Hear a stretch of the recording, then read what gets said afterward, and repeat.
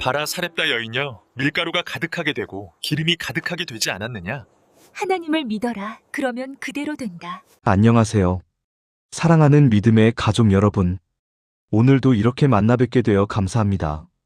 잠시 일상의 분주함을 내려놓고 이 말씀이 여러분의 삶의 실제적인 위로와 힘이 되기를 소망합니다.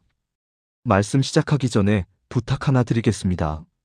구독과 좋아요, 알림 설정 부탁드리고 댓글로 아멘이나 기도 제목을 남겨주세요.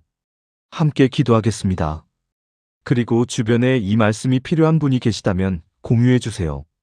여러분이 축복의 통로가 되어주시길 바랍니다. 자, 그럼 오늘의 말씀으로 들어가 보겠습니다.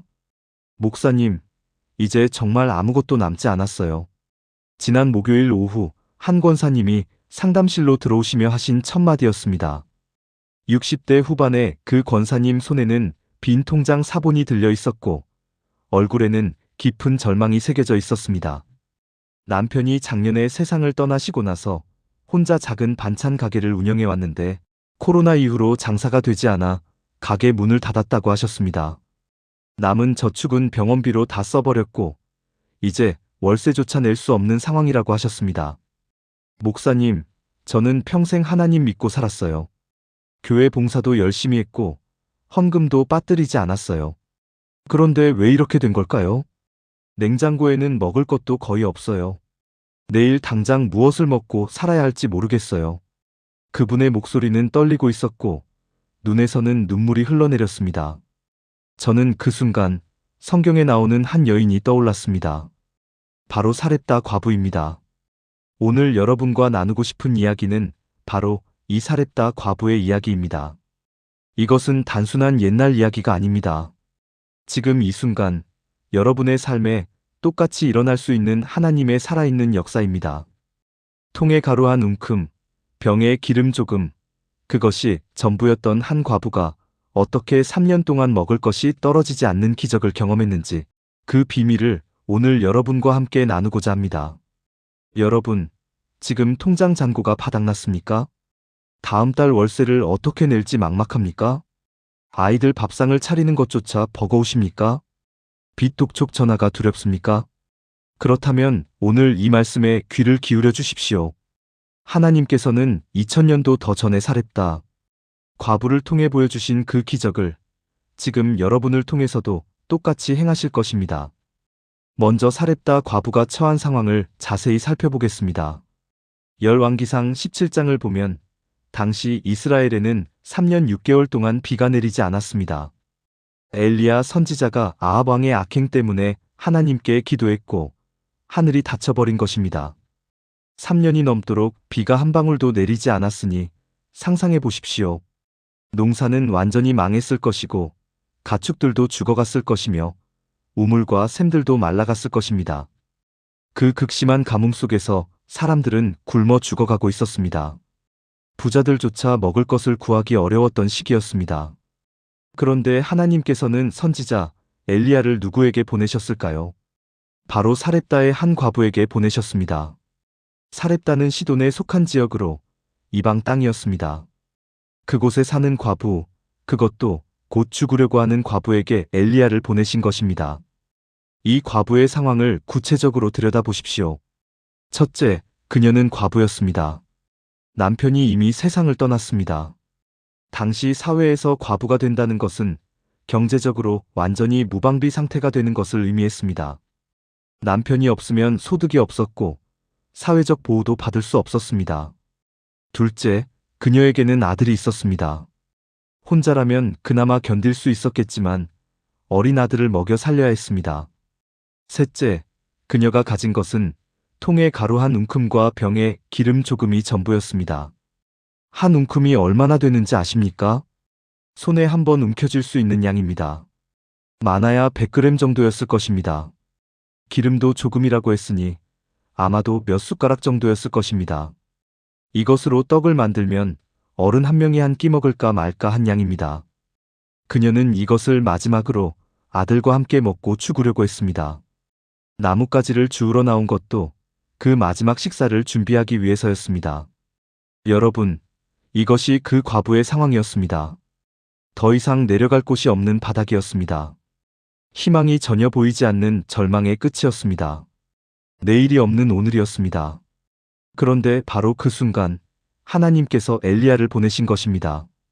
이것이 무엇을 의미합니까? 하나님께서는 우리가 바닥에 이르렀을 때, 더 이상 내려갈 곳이 없을 때, 바로 그때 일하신다는 것입니다. 제가 10년 전에 만났던 한 집사님이 생각납니다. 40대 초반의 그 집사님은 남편이 사업 실패로 15억 원의 빚을 지고 집도 차도 모두 잃었습니다. 남편은 우울증으로 일을 할 수 없는 상태였고 본인이 편의점 아르바이트로 가족을 부양하고 있었습니다.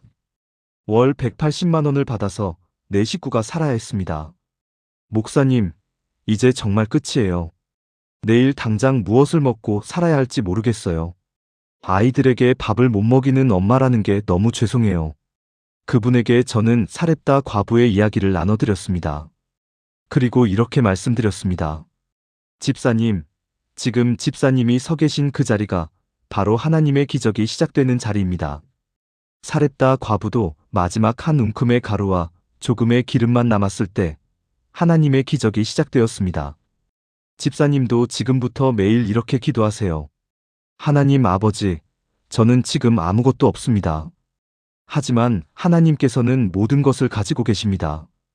저를 사렙다 과부처럼 사용해 주소서. 그분은 그날부터 그 기도를 시작했습니다. 2개월 후 집사님이 일하던 편의점 사장님이 집사님의 성실함을 보고 매장 관리를 맡겼습니다. 급여가 250만 원으로 올랐습니다. 6개월 후 남편이 친구의 도움으로 작은 배달 일을 시작했습니다. 한 달에 150만 원 정도를 벌 수 있게 되었습니다. 1년 후 채권자 중 한 명이 빚의 일부를 탕감해 주었습니다. 2년 후 그 집사님 가족은 작은 투룸 전세로 이사를 갈 수 있었습니다. 5년이 지난 지금 그 집사님은 작은 분식집을 운영하고 계십니다. 남편도 건강을 회복하고 함께 가게 일을 돕고 있습니다. 15억 원의 빚 중 10억 원을 갚았고 나머지도 갚을 계획을 세워놓았습니다. 목사님, 제가 가장 없을 때 하나님께서 가장 크게 일하셨어요. 사렙다 과부처럼 저도 마지막 한 움큼에서 시작된 기적을 경험했어요.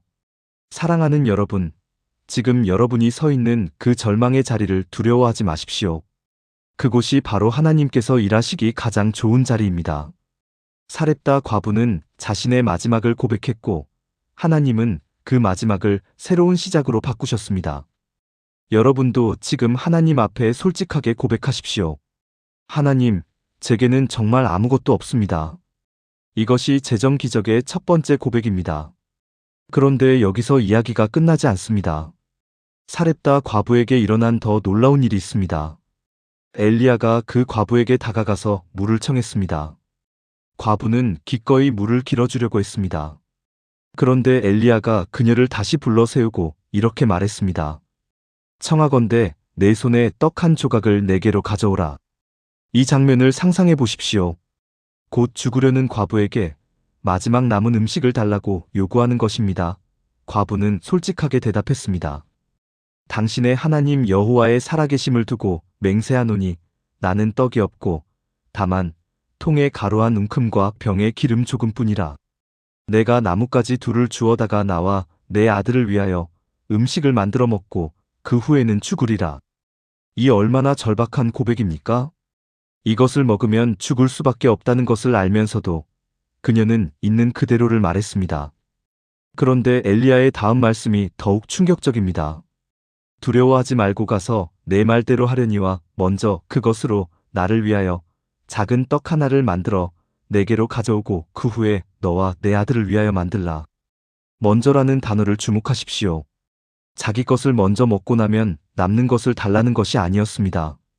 마지막 남은 것을 먼저 선지자에게 주고 그 다음에 자기 것을 만들라는 것이었습니다.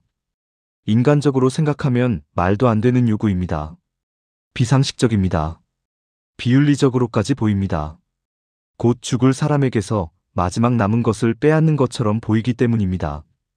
그런데 여기에 하나님 경제학의 가장 중요한 원리가 들어 있습니다. 바로 먼저 드림의 원리입니다. 히브리어로 리쇼나, 즉 최우선이라는 의미입니다. 하나님을 최우선에 두는 것, 그것이 통의 가루가 떨어지지 않는 비밀입니다. 그리고 엘리야는 약속을 전합니다. 이스라엘의 하나님 여호와의 말씀이 나 여호와가 비를 땅에 내리는 날까지 그 통의 가루가 다하지 아니하고 그 병의 기름이 없어지지 아니하리라 하셨느니라. 이 약속을 들으십시오. 풍족하게 해주겠다가 아니었습니다. 다하지 아니하고 없어지지 아니하리라였습니다.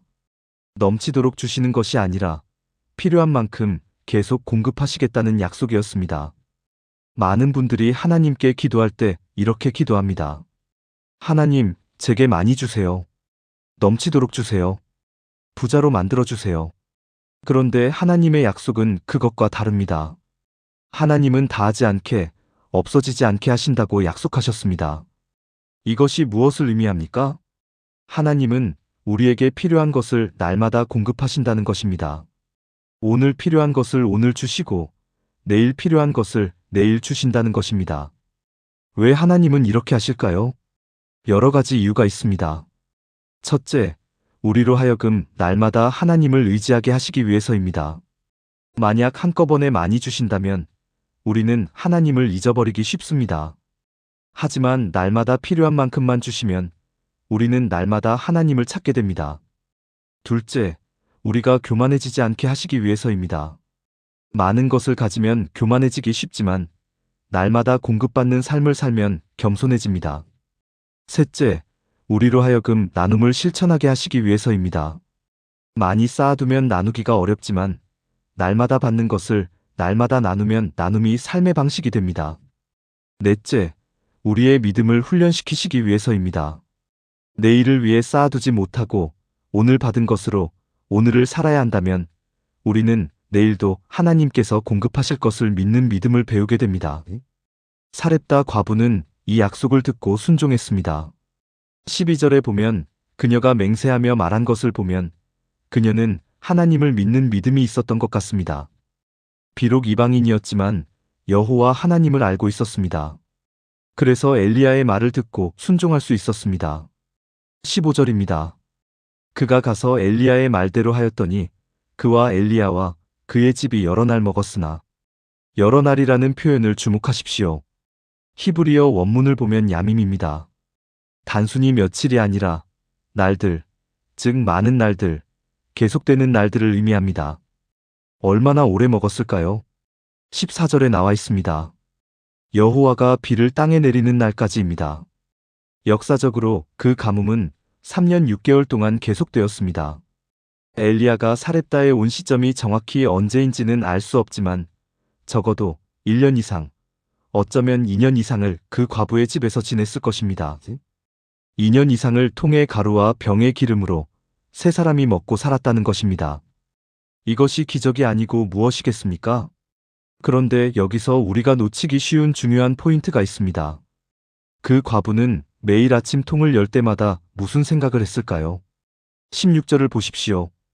여호와께서 엘리야를 통하여 하신 말씀같이 통의 가루가 다하지 아니하고 병의 기름이 없어지지 아니하였더라.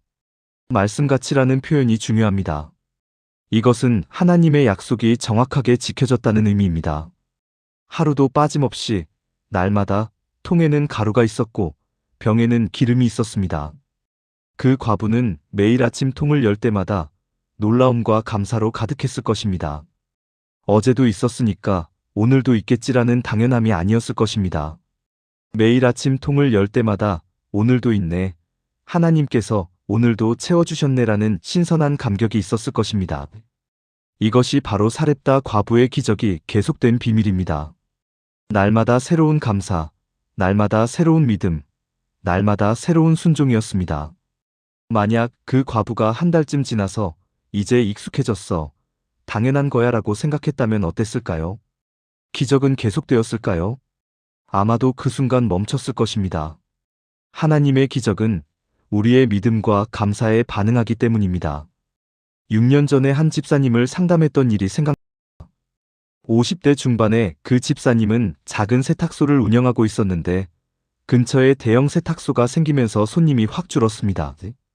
한 달 수입이 150만 원 정도인데 월세가 80만 원이었습니다. 남은 70만 원으로 생활하기는 너무 빠듯했습니다. 목사님, 이제 가게 문을 닫아야 할 것 같아요. 더 이상 버틸 수가 없어요. 저는 그분께 사렙다 과부의 이야기를 나눴습니다. 그리고 이렇게 제안했습니다. 집사님, 6개월만 실험해 보시겠어요? 첫째, 11조를 먼저 떼어 놓으세요. 150만 원의 10%, 15만 원을 먼저 드리세요. 둘째, 매일 아침 가게 문을 열 때 이렇게 기도하세요. 하나님, 오늘도 이 가게 문을 열 수 있게 해주셔서 감사합니다. 오늘도 일할 힘을 주셔서 감사합니다. 오늘 보내주실 손님들을 위해 기도합니다.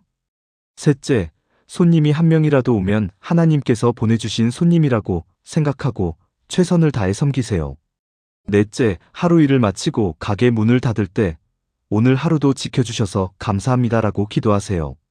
다섯째, 매일 밤 그날 있었던 감사한 일 3가지를 노트에 기록하세요.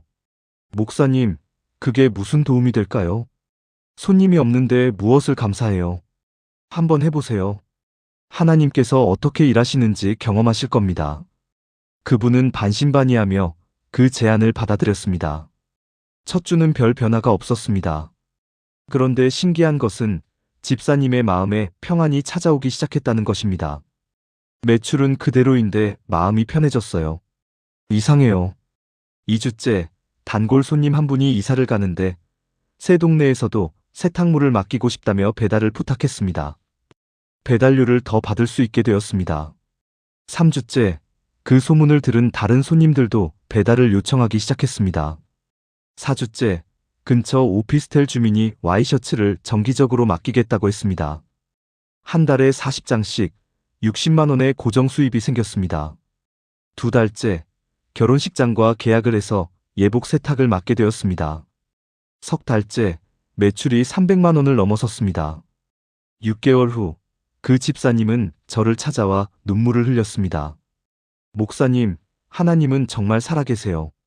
제가 먼저 드리고 매일 감사하니까 하나님께서 사렙다 과부처럼 저에게도 역사하셨어요. 통에 가루가 떨어지지 않는 기적을 저도 경험했어요. 여러분, 이것이 바로 사렙다 과부의 기적입니다. 이것은 2700년 전의 옛날 이야기가 아닙니다. 지금 이 순간에도 살아 역사하시는 하나님의 방법입니다. 그런데 여기서 한 가지 더 중요한 것이 있습니다. 사렙다 과부는 왜 순종할 수 있었을까요? 엘리야의 요구는 인간적으로 보면 너무나 가혹했습니다. 마지막 남은 것을 다 내놓으라는 것이었으니까요. 그런데 그녀는 순종했습니다. 왜일까요? 12절을 다시 보십시오. 당신의 하나님 여호와의 살아계심을 두고 맹세하노니. 그녀는 여호와 하나님을 알고 있었습니다. 비록 이방인이었지만 그녀는 하나님을 믿고 있었습니다. 그래서 하나님의 사람 엘리야의 말을 신뢰할 수 있었습니다. 여기에 중요한 원리가 있습니다. 먼저 드림의 순종은 하나님에 대한 믿음에서 나온다는 것입니다. 하나님을 믿지 못하면 먼저 드릴 수 없습니다. 하나님께서 채워주실 것을 믿기 때문에 먼저 드릴 수 있는 것입니다. 많은 분들이 이렇게 말씀하십니다. 나중에 여유가 생기면 11조도 드리고 헌금도 많이 하겠습니다. 지금은 너무 힘드니까 일단 제가 살고 나서 드리겠습니다. 이것이 인간의 논리입니다. 그런데 하나님의 논리는 정반대입니다. 먼저 드리라. 그러면 내가 채우겠다는 것입니다. 왜 이렇게 하실까요? 그것이 믿음이기 때문입니다. 믿음이 없이는 하나님을 기쁘시게 할 수 없다고 성경은 말씀합니다. 먼저 드리는 것은 하나님께서 채워주실 것을 믿는 믿음의 행동입니다. 그래서 하나님은 먼저 드리는 자를 통해 일하십니다.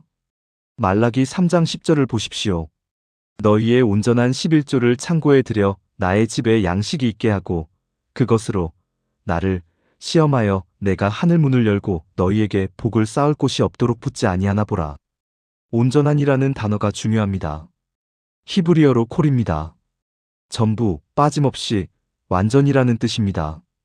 조금 있으니까 조금만 드리겠습니다가 아니라 없지만 온전히 드리겠습니다가 하나님을 움직이는 고백입니다.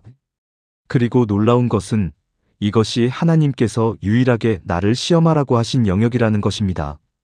다른 모든 영역에서는 하나님을 시험하지 말라고 하셨습니다. 그런데 재정 영역에서만큼은 나를 시험해보라. 정말 하늘문을 열어 복을 붓는지 경험해 보라고 하십니다. 왜 하나님은 이 영역에서만 시험하라고 하셨을까요? 그만큼 하나님은 이 약속에 대해 확신하고 계시기 때문입니다. 하나님은 먼저 드리는 자를 반드시 채워주십니다. 이것은 하나님의 변하지 않는 원칙입니다. 4년 전에 한 권사님이 저를 찾아오셨습니다. 60대 중반의 그 권사님은 남편이 치매에 걸려 요양원에 계셨습니다. 요양원비가 한 달에 250만 원이었는데 권사님이 운영하는 작은 식당 수입으로는 감당하기 어려웠습니다. 식당 수입이 한 달에 300만 원 정도인데 요양원비 내고 나면 50만 원으로 한 달을 살아야 했습니다. 목사님, 이제 식당 문을 닫고 요양원비가 덜 드는 곳으로 남편을 옮겨야 할 것 같아요. 제가 더 이상 버틸 수가 없어요.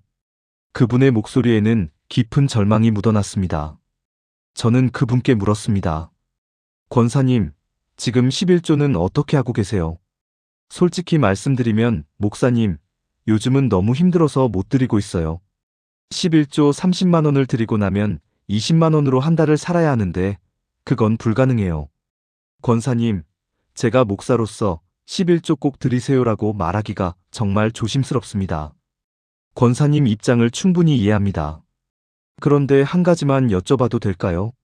11조를 안 드린 지금 형편이 나아지셨습니까? 그분은 고개를 저으셨습니다. 오히려 더 힘들어진 것 같아요. 그렇다면 사렙다 과부처럼 하나님의 방법을 한번 시도해 보시는 건 어떨까요? 3개월만 해보세요. 300만 원에 11조 30만 원을 먼저 드리고 220만 원으로 요양원비를 내고 남은 50만 원으로 생활해 보세요. 그리고 매일 아침 이렇게 기도하세요. 하나님, 제가 먼저 드렸습니다. 이제 하나님께서 책임져 주소서. 사렙다 과부의 통에 가루를 채워주신 것처럼 저에게도 채워주소서. 목사님, 20만 원으로 어떻게 한 달을 살아요? 한번 믿고 해보세요. 그분은 떨리는 마음으로 그 결단을 했습니다. 첫 달 정말 힘들었습니다. 11조를 드리고 나니 생활비가 턱없이 부족했습니다. 밥을 굶을 때도 있었습니다. 그런데 그달 말 10년 전에 식당에서 일했던 아르바이트생이 찾아왔습니다. 권사님, 제가 결혼해요. 필요한 음식을 권사님 식당에서 준비해 주시면 안 될까요? 그 주문이 200만 원어치였습니다. 두 번째 달 교회 권사회에서 야유회 도시락을 주문했습니다. 50인분, 150만 원의 수입이 생겼습니다. 석 달째 근처 회사에서 매일 점심 도시락을 주문하기 시작했습니다. 한 달에 200만 원의 고정 수입이 추가되었습니다. 6개월 후 그 권사님의 식당 매출은 500만 원을 넘어섰습니다. 1년 후 남편을 더 좋은 요양원으로 옮길 수 있었고 본인도 여유 있는 생활을 할 수 있게 되었습니다. 목사님, 하나님은 정말 수학을 잘하세요. 제가 30만 원을 드렸더니 하나님께서는 200만 원을 더 주셨어요. 사렙다 과부가 마지막 떡을 먼저 드렸을 때 통에 가루가 떨어지지 않았던 것처럼 저도 먼저 드렸더니 하나님께서 채워주셨어요. 여러분, 이것이 바로 하나님의 경제학입니다. 인간의 계산으로는 불가능해 보이지만 하나님의 계산법은 다릅니다. 빼면 더해지고 주면 채워지는 역설의 법칙입니다. 고린도후서 9장 6절부터 8절을 보십시오. 이것이 곧 적게 심는 자는 적게 거두고 많이 심는 자는 많이 거둔다 하는 말이로다. 각각 그 마음에 정한 대로 할 것이요 인색함으로나 억지로 하지 말지니 하나님은 즐겨내는 자를 사랑하시느니라. 하나님이 능히 모든 은혜를 너희에게 넘치게 하시나니 이는 너희로 모든 일에 항상 모든 것이 넉넉하여 모든 착한 일을 넘치게 하게 하려 하심이라. 적게 심는 자는 적게 거두고 많이 심는 자는 많이 거둔다는 원리입니다. 아무것도 심지 않으면 아무것도 거둘 수 없습니다. 하지만 마지막 것을 심으면 하나님께서는 그것을 30배, 60배, 100배로 거두게 하십니다. 사렙다 과부가 마지막 가루와 기름으로 떡을 만들어 먼저 드렸을 때 하나님께서는 그것을 3년 동안 먹을 양식으로 바꿔주셨습니다. 그런데 여기서 한 가지 더 중요한 것이 있습니다. 사렙다 과부는 단 한 번만 순종한 것이 아니었습니다. 그녀는 3년 동안 매일 그 통을 열었습니다. 매일 가루를 꺼냈습니다. 매일 기름을 부었습니다. 그리고 다음 날도, 그 다음 날도 똑같이 했습니다. 3년이면 1000일이 넘습니다. 1000일이 넘도록 매일매일 똑같은 일을 반복한 것입니다. 만약 그 과부가 100일째 되는 날, 이제 그만하고 싶어요. 너무 지쳤어요. 라고 포기했다면 어땠을까요? 기적은 멈췄을 것입니다. 만약 200일째 되는 날, 이제 익숙해졌으니 감사할 필요 없어요. 라고 생각했다면 어땠을까요? 기적은 사라졌을 것입니다. 사렙다 과부의 기적이 3년 동안 계속된 비밀은 바로 여기에 있습니다. 날마다 새롭게 순종하고, 날마다 새롭게 감사하고, 날마다 새롭게 믿음으로 통을 연 것입니다. 갈라디아서 6장 9절을 보십시오. 우리가 선을 행하되 낙심하지 말지니 포기하지 아니하면 때가 이름에 거두리라. 포기하지 아니하면 때가 이름에 거두리라는 약속입니다. 여기서 때가 이름에라는 표현을 주목하십시오. 헬라어로 카이로스입니다. 이것은 단순한 시간을 의미하는 크로노스와 다릅니다. 카이로스는 하나님의 적절한 때, 완벽한 타이밍을 의미합니다. 우리 눈에는 늦어 보여도 하나님의 시간표로는 정확한 때가 있다는 것입니다. 사렙다 과부도 3년을 기다려야 했습니다. 3년 동안 매일 통을 열면서 오늘도 있을까, 내일도 있을까 하는 두려움이 있었을 것입니다. 하지만 그녀는 포기하지 않았습니다. 그리고 하나님께서 약속하신 때, 비가 내리는 날까지 통의 가루는 다하지 않았습니다. 3년 전에 한 청년이 저를 찾아왔습니다. 30대 초반, 대기업을 다니다가 스타트업을 시작했는데 실패해서 1억 5천만 원의 빚을 지게 되었습니다. 목사님, 저 정말 열심히 기도했어요. 6개월 동안 매일 새벽 기도 나가고 11조도 드리고 말씀도 선포했어요. 그런데 상황은 나아지기는커녕 더 악화됐어요. 투자자들은 다 떠났고 직원들 월급도 못 줬어요. 이제 포기하고 다시 취업하려고요. 그 청년의 얼굴에는 깊은 좌절이 있었습니다. 저는 그에게 물었습니다. 6개월 동안 기도했는데 응답이 없으면 하나님이 안 계신 겁니까? 아니요, 그런 건 아닌데 너무 힘들어요. 사렙다 과부는 3년을 견뎠습니다. 6개월은 아직 시작에 불과합니다. 1년만 더 해보는 건 어떨까요? 1년 후에도 똑같으면 그때 결정하세요. 그 청년은 고민하다가 결심했습니다. 알겠습니다. 1년만 더 해보겠습니다. 7개월째 작은 변화가 생겼습니다. 한 개인 투자자가 관심을 보이기 시작했습니다. 9개월째 그 투자자가 5천만 원을 투자했습니다. 11개월째 큰 기업에서 협업 제안이 들어왔습니다. 정확히 1년째 그 협업이 성사되며 3억 원의 계약이 체결되었습니다.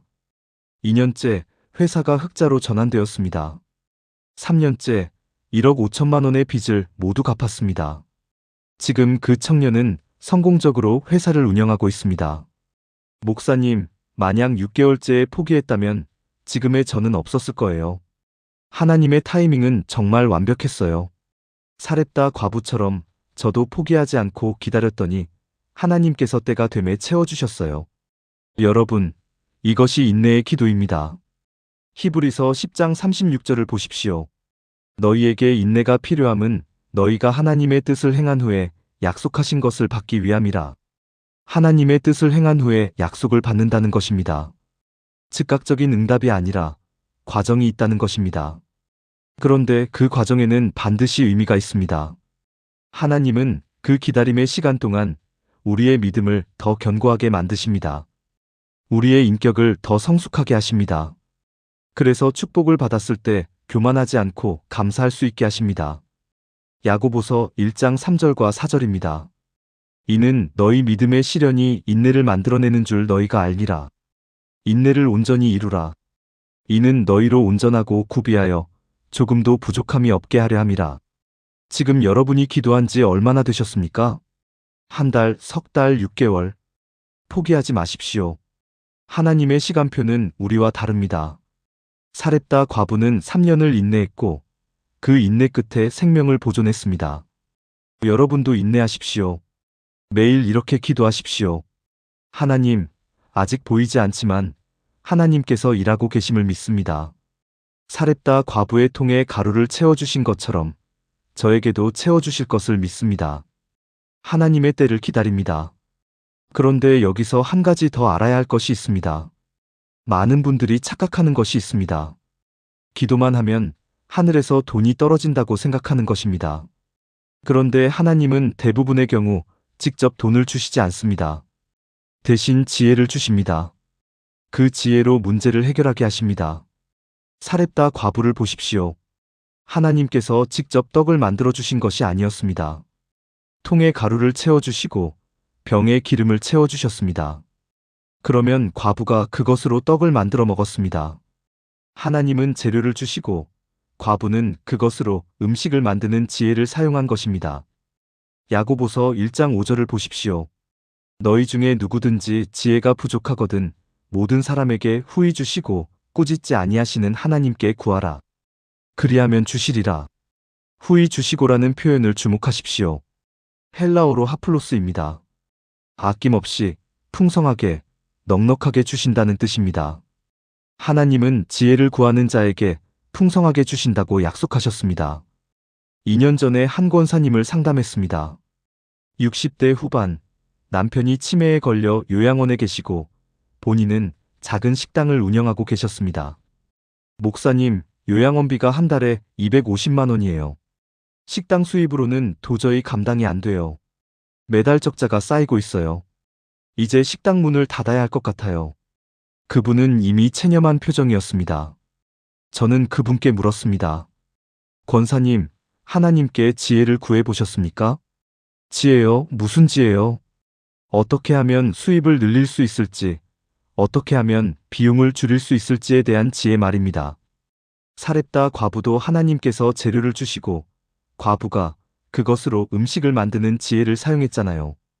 권사님도 하나님께 지혜를 구하세요. 목사님, 저는 평생 식당만 해왔어요. 다른 건 잘 몰라요. 그래도 한번 기도해 보세요. 하나님, 제게 지혜를 주소서. 이 상황을 돌파할 방법을 알려주소서. 사렙다 과부에게 매일 양식을 주신 것처럼 저에게도 길을 열어주소서. 이렇게요. 그분은 반신반의하며 그 기도를 시작했습니다. 일주일 후 가게 근처 어린이집 원장님이 식당에 오셨습니다. 권사님, 여기 반찬이 정말 맛있더라고요. 혹시 도시락 배달도 하세요? 도시락이요? 생각해 본 적은 없는데요. 우리 어린이집 선생님들이 매일 점심 먹을 때 고민이거든요. 권사님이 만들어주시면 매일 10개씩 주문하고 싶어요. 그날부터 권사님은 도시락 배달을 시작했습니다. 한 달 후 그 소문을 듣고 근처 회사에서도 주문이 들어왔습니다. 석 달 후 도시락 배달 수입이 식당 수입을 넘어섰습니다. 6개월 후 권사님은 식당 영업시간을 줄이고 도시락 배달에 집중하게 되었습니다. 목사님, 하나님께서 정말 지혜를 주셨어요. 제가 생각지도 못한 방법으로요. 이제 요양원비도 감당할 수 있고 오히려 여유가 생겼어요. 사렙다 과부가 가루와 기름으로 떡을 만드는 지혜를 사용한 것처럼 저도 하나님께서 주신 지혜로 새로운 길을 찾았어요. 여러분, 이것이 지혜의 기도입니다. 잠언 3장 13절부터 14절을 보십시오. 지혜를 얻은 자와 명철을 얻은 자는 복이 있나니 이는 지혜를 얻는 것이 은을 얻는 것보다 낫고 그 이익이 순금보다 나음이니라. 지혜를 얻는 것이 은이나 금을 얻는 것보다 낫다고 했습니다. 왜냐하면 은과 금은 쓰면 없어지지만 지혜는 계속해서 새로운 기회를 만들어내기 때문입니다. 사렙다 과부의 지혜는 3년 동안 가족을 먹여 살렸습니다. 지금 여러분의 재정 문제를 생각해 보십시오. 어떤 돌파구가 필요합니까? 추가 수입이 필요합니까? 지출을 줄일 방법이 필요합니까? 빚을 갚을 전략이 필요합니까? 그것에 대한 지혜를 구하십시오. 구체적으로 기도하십시오. 하나님, 제게 추가 수입을 얻을 지혜를 주소서. 하나님, 불필요한 지출을 찾아내는 지혜를 주소서. 하나님, 빚을 효율적으로 갚을 방법을 알려주소서. 사렙다 과부에게 지혜를 주신 것처럼 저에게도 지혜를 주소서. 이렇게 구체적으로 지혜를 구하면 하나님께서는 여러분이 생각지도 못한 방법으로 응답하실 것입니다. 이제 마지막으로 가장 중요한 것을 나누겠습니다. 많은 분들이 돈을 내 것이라고 생각합니다. 내가 번 돈, 내 통장, 내 재산이라고 말합니다. 그런데 성경은 전혀 다르게 말씀하십니다. 시편 24장 1절입니다. 땅과 거기에 충만한 것과 세계와 그 가운데에 사는 자들은 다 여호와의 것이로다. 모든 것이 하나님의 것이라는 선언입니다. 우리가 가진 돈도, 집도, 차도, 심지어 우리의 능력과 시간까지 모두 하나님께서 잠시 맡기신 것입니다. 우리는 소유자가 아니라 청지기입니다. 사렙다 과부를 보십시오. 그녀가 가진 마지막 가루와 기름도 사실은 하나님의 것이었습니다. 하나님께서 그녀에게 잠시 맡기신 것이었습니다. 그래서 엘리야가 그것을 달라고 했을 때 그녀는 순종할 수 있었습니다. 이것이 내 것이라고 생각했다면 절대 줄 수 없었을 것입니다. 하지만 이것이 하나님의 것이고 하나님께서 원하신다면 드려야 한다고 생각했기에 순종할 수 있었던 것입니다. 이 개념이 바뀌면 재정에 대한 모든 것이 바뀝니다.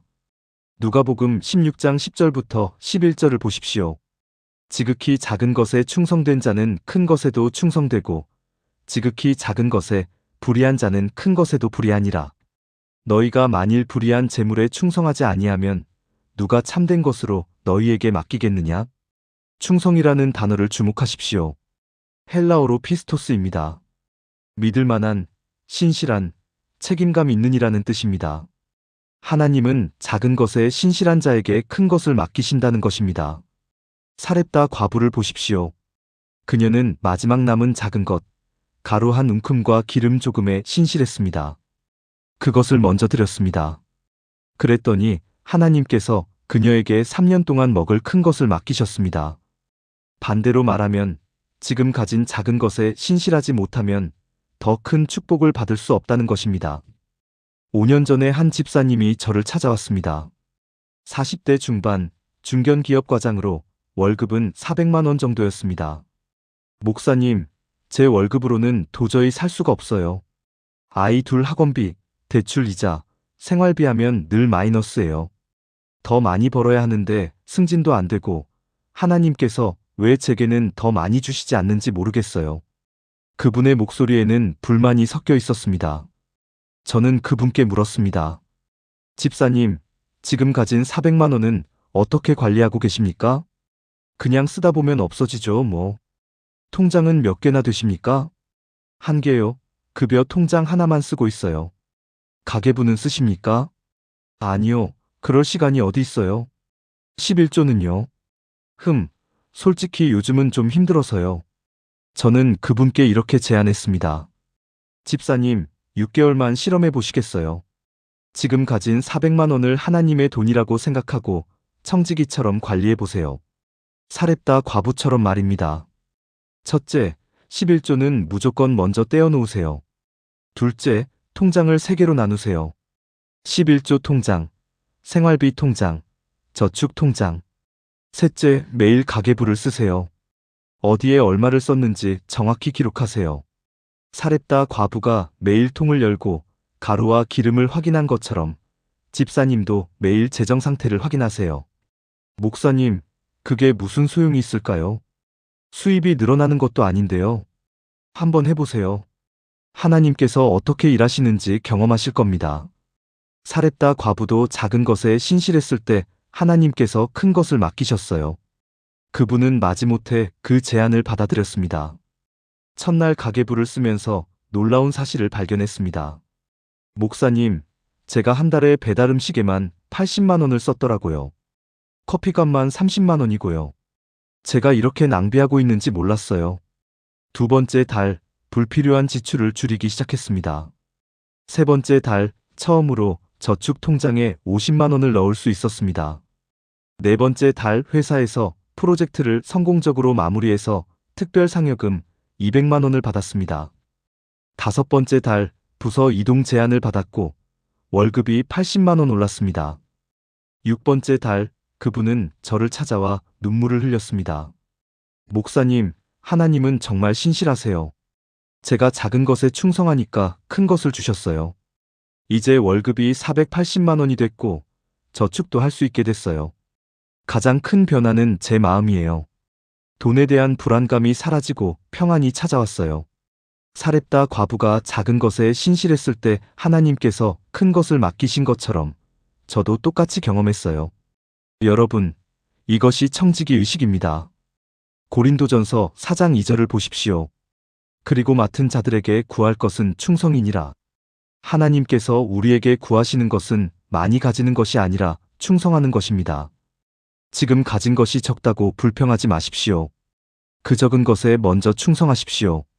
11조를 정확히 드리십시오. 가계부를 쓰십시오. 불필요한 낭비를 줄이십시오. 빚이 있다면 갚을 계획을 세우십시오. 이것이 작은 것에 충성하는 것입니다. 사렙다 과부가 마지막 가루 한 움큼, 기름 조금에 충성했을 때 하나님께서 3년 동안의 양식을 맡기신 것처럼 여러분도 지금 가진 작은 것에 충성하면 하나님께서 반드시 더 큰 것을 맡기실 것입니다. 마태복음 25장 21절의 말씀처럼 말입니다. 그 주인이 이르되 잘하였도다 착하고 충성된 종아, 네가 작은 일에 충성하였음에 내가 많은 것을 내게 맡기리니 내 주인의 즐거움에 참여할지어다. 사랑하는 여러분, 오늘 우리는 사렙다 과부의 이야기를 통해 하나님의 재정 원리를 배웠습니다. 이제 정리해 보겠습니다.